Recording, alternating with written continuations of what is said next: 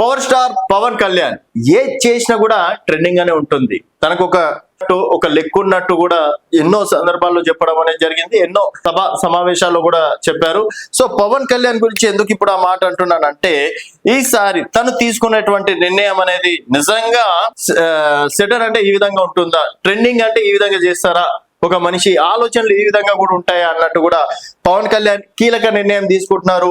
So ఈరోజు BJP అలాగే TDP అలాగే జనసేన కూటమిగా ఏర్పడి ఈరోజు గెలవడానికి గల మెయిన్ కారణం ఎవరు అంటే, గేమ్ చేంజర్ ఎవరంటే ఎవరన్నా చెప్పే మాట పవన్ కళ్యాణ్. సో ఆ రోజు పవన్ కళ్యాణ్ ఆ డిసిషన్ తీసుకోకపోతే ఈరోజు మళ్ళీ వైసీపీ ప్రభుత్వమే వచ్చేది. అది నో డౌట్. అది ఎవరిని అడిగినా, రాజకీయ విశ్లేషకులు కావచ్చు, సీనియర్ రాజకీయ నాయకులను అడిగినా కావచ్చు, ఎవరిని అడిగినా కూడా చెప్పే మాట ఆ రోజు పవన్ కళ్యాణ్ ఇటు టీడీపీ అలాగే బీజేపీ ఏకం చేసి ఓట్లు చీలకుండా ఈరోజు దాదాపుగా 160+ స్థానాలు సంపాదించడంలో గేమ్ చేంజర్ గా మారాడు.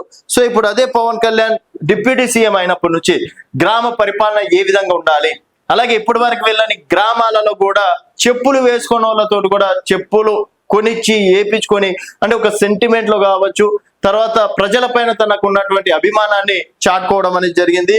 ఈ నిర్ణయం ఏంటంటే, సినిమా థియేటర్లలో పవన్ కళ్యాణ్ అక్కడ నియోజకవర్గ ప్రజలతోటి డైరెక్ట్ గా ముఖాముఖి నిర్వహించే అవకాశం ఉంది.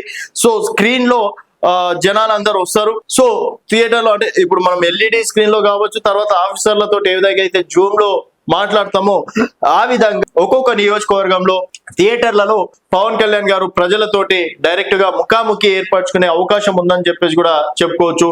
సో ఈ నిర్ణయం తోటి ప్రజా సమస్యలు ఏమున్నాయి, నియోజకవర్గంలో ఏం జరుగుతున్నాయి, ఏ నాయకులు ఏ విధంగా ఉన్నారు, అధికారులు ఏమైనా తప్పులు చేస్తున్నారా, నాయకులు ఎవరన్నా తప్పులు చేస్తున్నారా అనే కీలక విషయాలను సేకరించి దాన్ని ట్రెండ్ సెట్ చేసే అవకాశాలు ఉన్నట్టు కూడా తెలుస్తుంది. సో పవన్ కళ్యాణ్ గారి నిర్ణయం ఈ ఆలోచన కనుక నిజమైతే మాత్రం డెఫినెట్ గా ఆయన ఒక రకంగా లీడర్ గా ఇంకొక మెట్టు ఎదిగినట్టే అని చెప్పేసి రాజకీయ విశ్లేషకులు అంటున్నారు. మరి థియేటర్లలో పవన్ కళ్యాణ్ గారి ముఖాముఖి ఏ విధంగా ఉండబోతుందో వేచి చూద్దాం. ఈ నిర్ణయాన్ని మీ అభిప్రాయాల కింద కామెంట్ రూపంలో తెలియజేయండి. చూస్తూనే ఉండండి తెలంగాణ వెలుగు.